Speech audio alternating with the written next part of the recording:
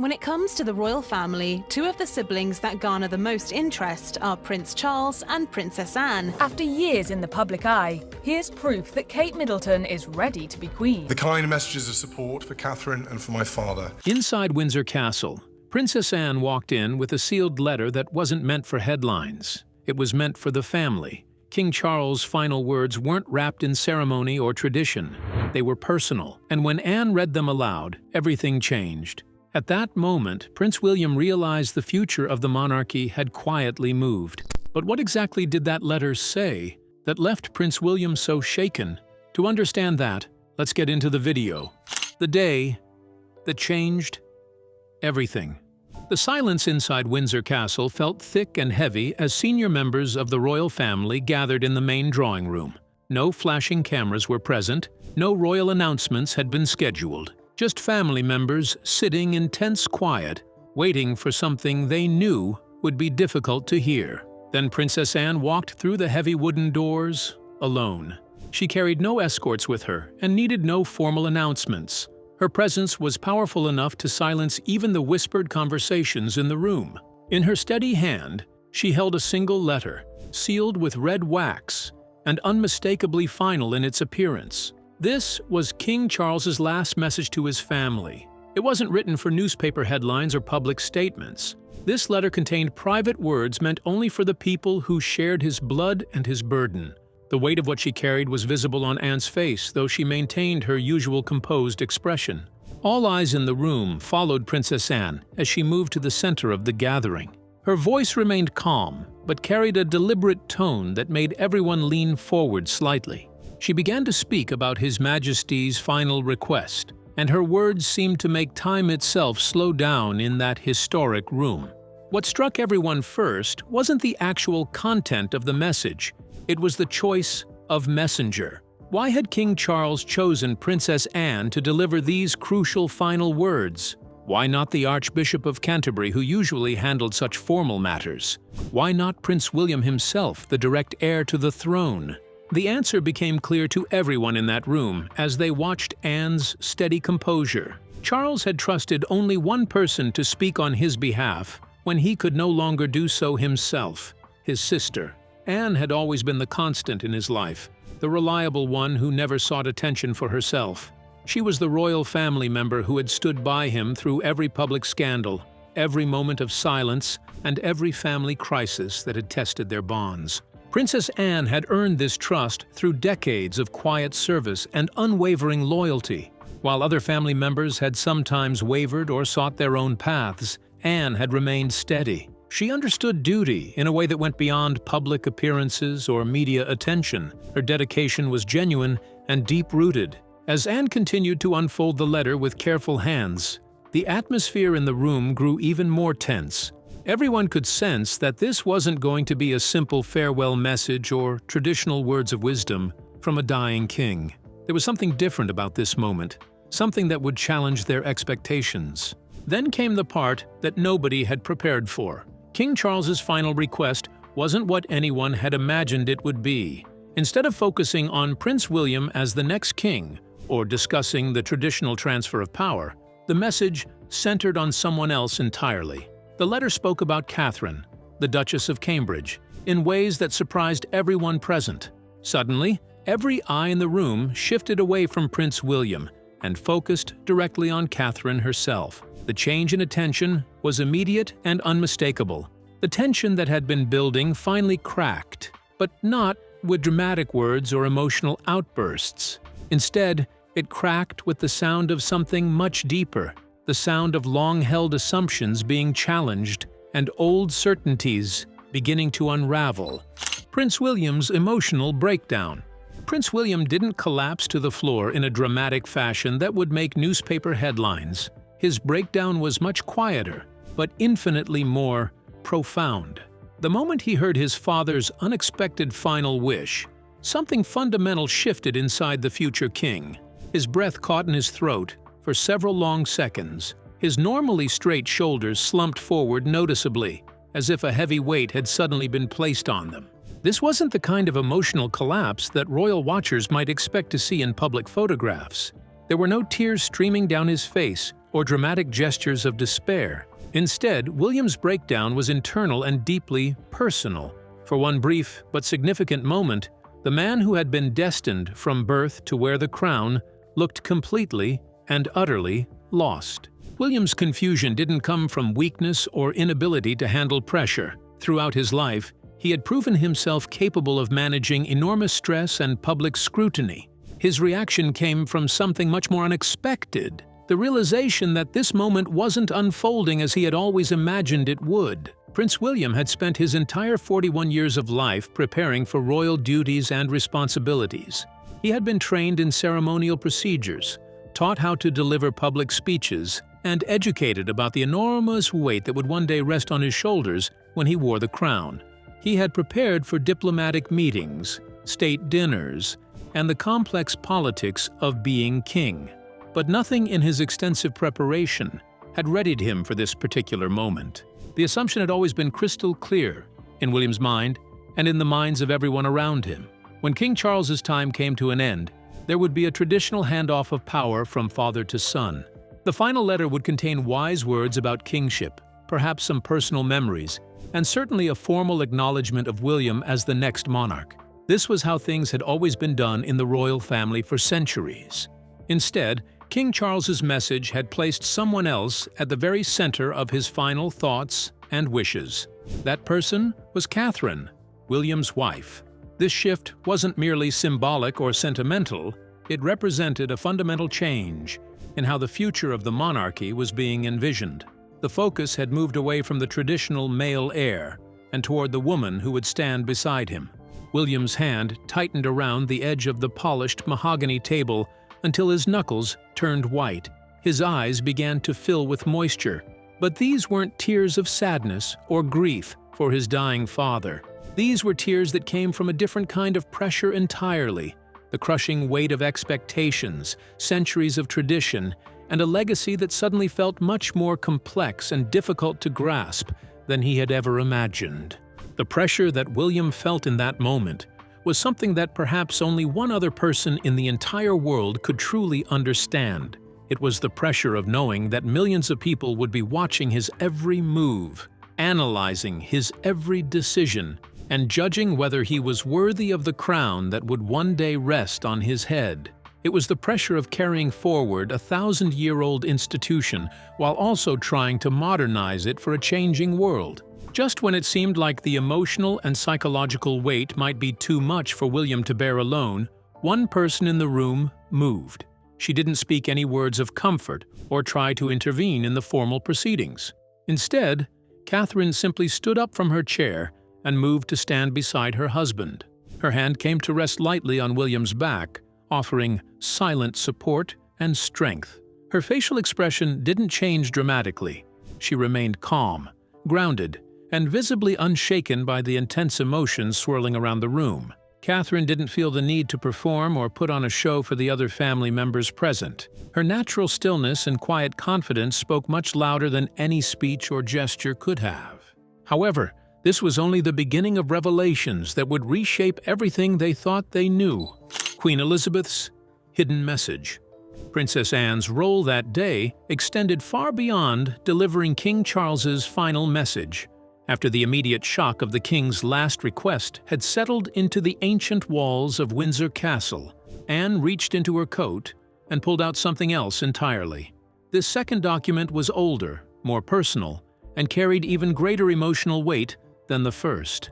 What Anne held in her hands was a handwritten note that hadn't come from King Charles at all. The delicate handwriting belonged to Queen Elizabeth II herself, written in the familiar script that had signed countless official documents throughout her remarkable 70-year reign. The paper showed signs of age, with slightly yellowed edges and careful fold marks that suggested it had been opened and read multiple times over the years. This wasn't a long, formal document filled with royal language and ceremonial phrases. Instead, it contained just a single sentence written in the late Queen's careful penmanship. "She will be the pillar that holds it all together." The words were simple, direct, and carried no dramatic flourishes or royal formality. They represented pure, quiet certainty from a monarch who had witnessed more changes and challenges than any other ruler in British history. The truly remarkable aspect of this note wasn't just its content, but its timing. Queen Elizabeth had written these words years before her own death in September 2022. She had penned this message long before King Charles's health had begun to decline significantly, and well before questions about succession had become matters of public discussion and speculation. The former queen had possessed an almost supernatural ability to see patterns and potential in people that others completely missed. Throughout her long reign, she had watched countless individuals come and go from royal circles. She had observed politicians, diplomats, family members, and public figures under the most intense pressure imaginable. Her judgment of character had been shaped by decades of experience that no textbook or training program could provide. What Queen Elizabeth had recognized in Catherine was something that went far beyond her role as Prince William's wife or her future position as Queen Consort. The late monarch had identified qualities that suggested Catherine wasn't just going to be another royal family member going through the motions of ceremonial duties. Instead, she was slowly being shaped by circumstances and her own character into something much more significant: the future backbone of the entire monarchy itself. This recognition wasn't based on favoritism, personal preference, or sentimental feelings about Catherine's humble background. Queen Elizabeth's assessment was purely practical and based on careful observation of Catherine's behavior under pressure. The Queen had watched how Catherine handled media scrutiny, family drama, and public expectations with remarkable consistency and grace. Catherine had never needed to prove herself through attention-grabbing headlines or dramatic public statements. She had never chased applause from crowds or sought validation from media coverage. Most importantly, she had never shown signs of buckling under the intense pressure that came with royal life. Instead, she had adapted to each new challenge quietly, completely, and with natural dignity. When royal traditions felt overwhelming or confusing, Catherine had learned to carry them without complaint or visible struggle. When public attention turned hostile or critical, as it sometimes did with all royal family members, she had never allowed the negativity to dim her commitment or change her approach. When the royal family itself faced internal conflicts and divisions, Catherine had never panicked or taken sides. Instead, she had maintained her position and helped hold the family unit together through her steady presence. Princess Anne's voice became noticeably quieter and more personal as she shared her own observations about Catherine. Anne stated simply but firmly that Catherine had been made for this role. She emphasized that Catherine hadn't been artificially trained or carefully instructed to become what she was. These qualities were natural and authentic parts of her character. Significantly, Princess Anne didn't look at Prince William when she made these statements about Catherine's natural suitability for royal leadership. Instead, her eyes remained focused directly on Catherine herself. This choice of focus made Anne's message unmistakably clear to everyone present in the room. Catherine's journey from ordinary life to royal leadership. Catherine Middleton's path to royal prominence began in circumstances that were completely ordinary and far removed from the palaces and traditions she would later call home. She hadn't been born into ancient noble bloodlines or raised in the shadow of royal expectations. Instead, her childhood unfolded in the countryside of Berkshire, where her parents, Michael and Carol Middleton, had built a successful but modest life through their own hard work and determination. The Middleton family represented something that some branches of the royal family had lost touch with over the generations: genuine stability rooted in middle-class values and practical common sense. Michael and Carol weren't blue bloods with inherited titles or vast estates passed down through centuries. However, they possessed something equally valuable: a deep understanding of dignity, perseverance, and the importance of treating others with respect, regardless of their social position. Catherine's upbringing wasn't flashy or privileged in the traditional sense, but this apparent disadvantage would later prove to be one of her greatest strengths. The lessons she learned during her formative years: how to listen carefully before speaking, how to show up consistently for commitments, how to remain calm under pressure, would eventually make her stand out dramatically in a royal family that had become known more for drama and headline-grabbing behavior than for steady, reliable service. During her school years at Marlborough College, Catherine developed a reputation for being quietly confident without being attention-seeking. She participated in sports and social activities, but never felt the need to dominate or stand out through dramatic gestures. Her teachers and classmates remembered her as someone who was genuinely pleasant to be around, reliable in group projects, and possessed of a natural grace that didn't seem forced or performed. The real turning point in Catherine's life came when she enrolled at St. Andrews University in Scotland. This decision would prove to be one of the most consequential choices she would ever make, though she had no way of knowing it at the time. It was at St. Andrews that everything began to change, slowly and quietly, in ways that would eventually reshape the entire future of the British monarchy. Catherine's first encounter with Prince William didn't happen with dramatic fanfare or love-at-first-sight romance. Instead, they met as fellow students navigating the ordinary challenges of university life, attending lectures, participating in study groups, and trying to figure out their paths forward into adulthood. Their initial relationship was built on friendship, shared experiences, and genuine compatibility rather than royal protocol or public expectations. What made their developing relationship remarkable wasn't passion or drama, but rather its foundation of mutual respect and authentic connection. Catherine never tried to impress William by pretending to be someone she wasn't. She didn't attempt to dazzle him with sophisticated knowledge of royal traditions or try to position herself as the perfect future princess. Instead, she remained genuinely herself, intelligent, kind, grounded, and refreshingly normal.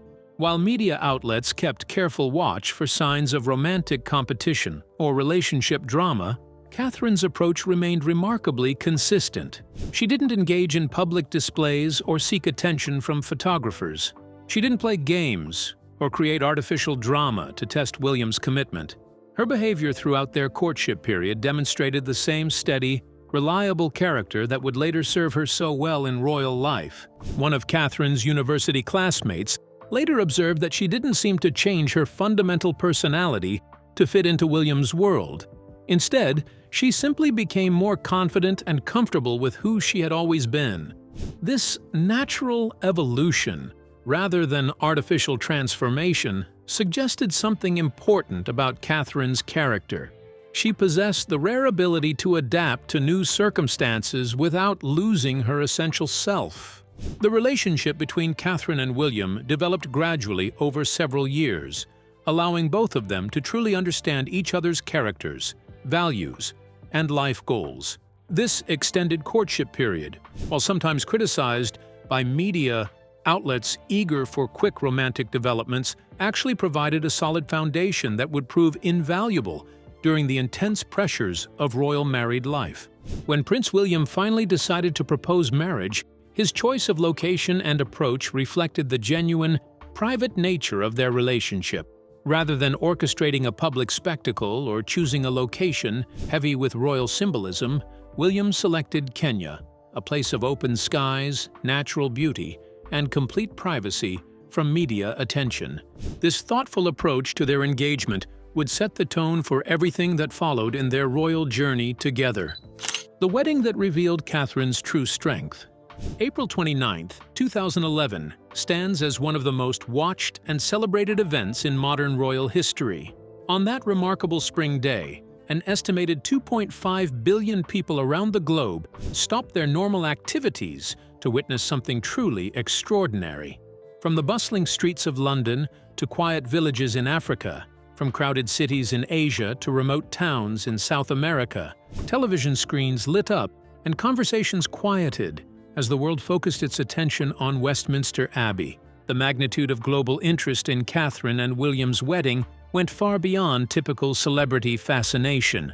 This event represented something deeper and more meaningful, a sense of hope, renewal, and positive change for an institution that had faced significant challenges and public criticism in recent decades.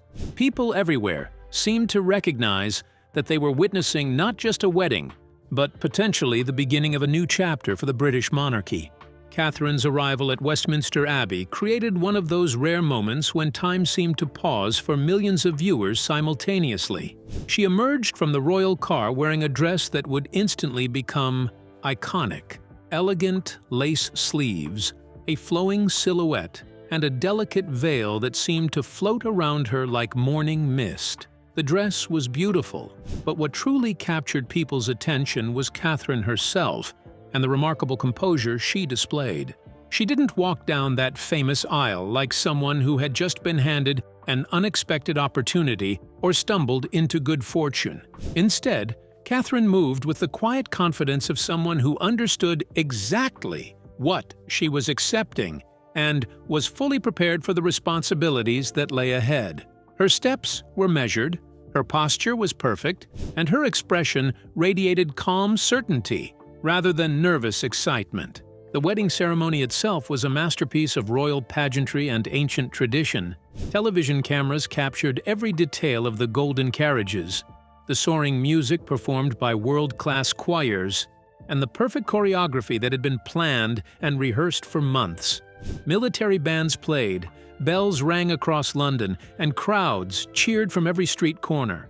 Yet somehow, beneath all the spectacle and celebration, the most important moments were the quietest ones. What the cameras couldn't fully capture was the steady quality in Catherine's eyes throughout the entire ceremony. There was no flickering uncertainty, no moments of panic or hesitation, no signs that she was overwhelmed by the magnitude of what was happening around her. Her gaze remained clear, focused, and completely calm even as she spoke vows that would bind her not just to William, but to centuries of royal tradition and public service. Catherine's composure during the wedding wasn't an act or a performance designed to impress observers. She had spent years learning how to handle intense media scrutiny and public attention without losing her sense of self. The skills she had developed during her courtship with William, remaining measured under pressure, handling intrusive photography with grace, carrying herself with dignity even when others were critical, had all been preparation for exactly this kind of moment. The famous balcony kiss at Buckingham Palace provided the perfect fairy tale ending that millions of viewers had been hoping to see. But for Catherine and William, that kiss also marked the beginning of a much more complex and demanding reality. The romantic fairy tale was over, and their real work as senior members of the royal family was about to begin. Almost immediately after the honeymoon period ended, Catherine discovered what royal life actually demanded on a daily basis.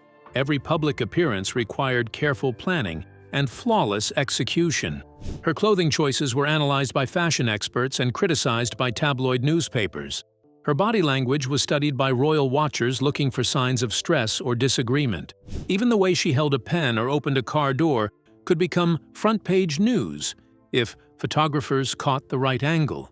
The transition from wedding celebration to royal duty brought challenges that tested Catherine's character in ways that couldn't have been fully anticipated.